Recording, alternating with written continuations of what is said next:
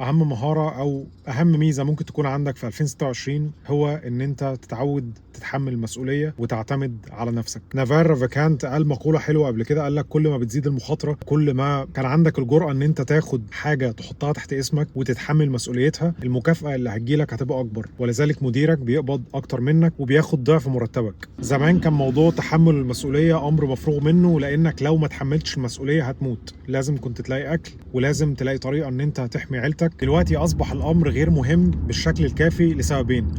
السبب الاولاني هو ان انت بقيت مرتاح، او احنا بقينا مرتاحين.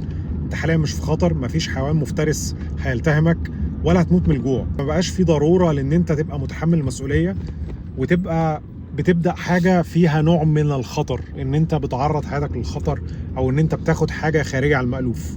دخلت في منطقه الراحه وخلاص، مرتبك مكفيك وعندك ما يكفي من الغذاء وخلاص. والحاجة التانية هو نظام التعليم اللي اتنقل لينا من القرن 19. نظام التعليم ده كان مصمم على ان هو يطلع جنود ويقتل موضوع الابداع. يبقى انت بتسمع اللي بيتقالك وبتنفذ اللي بيتقالك عليه بالظبط. فاذا لو عايز تعمل شيء استثنائي فانت محتاج تاخد نوع من المخاطرة وتتحمل المسؤولية، وتبقى الحاجة اللي انت بتعملها دي خاصة بيك تحت اسمك. لو جيت فكرت في الموضوع بشكل منطقي، انت مش عندك مخاطره كبيره ولا عندك حاجه انت تخسرها. فاذا لو خدت اكشن او خدت رد فعل وبدات ان انت تشتغل على حاجه فيها نوع من عدم اليقين، وفي نفس الوقت الحاجه دي كانت باسمك، فاذا تاخد المكافاه بدون خطر، لاننا بقينا عايشين في وضع امن حاليا. وهو ده الموضوع اللي خلاني ان انا ابدا بيزنس اونلاين، ان انا استغل خبرتي في ان انا ابني بيزنس خاص بيا. والحمد لله البيزنس ده نجح من سنه. ده اللي احنا بنحاول ان احنا نعمله مع الناس اللي عندها خبره معينه، انها تستفيد من خبرتها وانها تبدا بيزنس خاص بيها، وانها تقدم على الخطوه دي بانها تفيد غيرها بخبرتها، وفي نفس الوقت تستفيد من الخبره اللي عندها بانها تكسب